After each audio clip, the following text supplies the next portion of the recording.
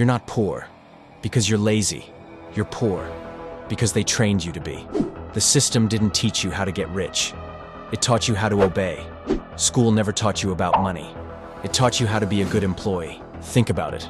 Since you were a kid, they told you, go to school, get good grades, get a job, work hard, retire at 65. But they never told you how to invest, how to build a business, how to create freedom. They gave you a map, but that map only leads to one place. A cubicle, a paycheck, and a life full of regrets. You followed every rule, but you still feel stuck. That's not failure.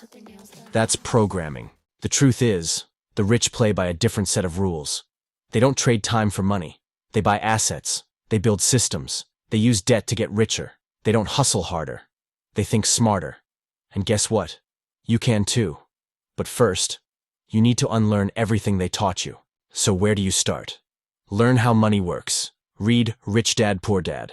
Download a budgeting app. Sell one skill on Fiverr. Small steps. Every single day. That's how real freedom begins. Your future doesn't belong to a system.